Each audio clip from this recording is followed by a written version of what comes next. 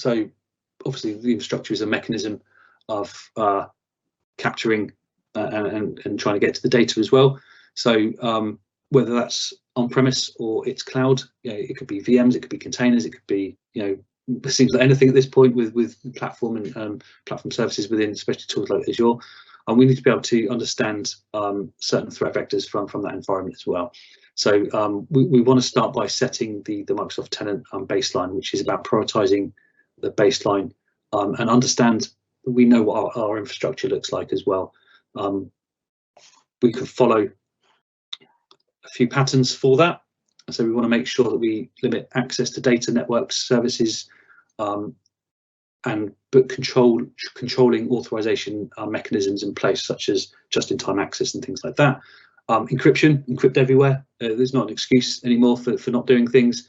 So yeah, everything should be encrypted when data is being consumed in transit. We also need to restrict traffic flows to make sure it's not being routed where it doesn't need to be, in segregation and other techniques that we've got and best practices that we can make sure that data is only available in certain domains. Security teams need visibility into all assets, regardless of that sitting on a Kubernetes cluster or an app service within Azure or an on-premise file server. Visibility is key to make sure that they've got an understanding of what's happening with that environment. And that goes hand in hand with the monitoring and auditing to make sure that everything is running as defined and smoothly as well.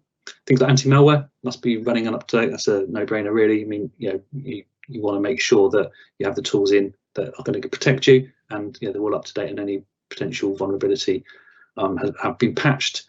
And things like vulnerability scans and more importantly, actions are taken on these vulnerability scans. There's tooling within the Azure portal, Qualys toolings and things like that make this very easy for you to be able to get your hands on and deliver against your infrastructure components that you manage.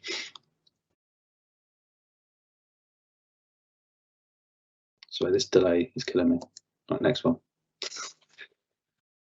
So the baseline, looking at that normal behavior and then being alerted to abnormal behavior, I think that's the core part of any security practice. This is what good looks like. When it's not good, I need to be woken up, I need to be alerted, or something needs to happen.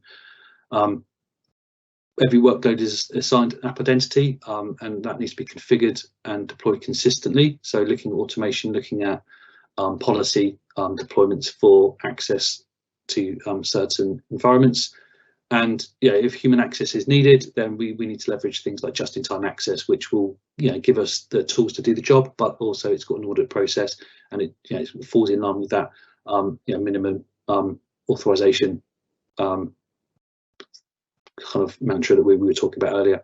There are some additional objectives that we can achieve from looking at hardening and securing the infrastructure components, making sure unauthorized deployments are blocked, not just ignored, that they're blocked and alerts are triggered. So if I'm trying to gain access to a certain service, it's not just I don't have access, it's actually let's start treating that as something different and start alerting people to that request for access as well. And visibility to these access controls and more granularity to things like role-based access control as well. Okay, I'm not just a domain admin across everything.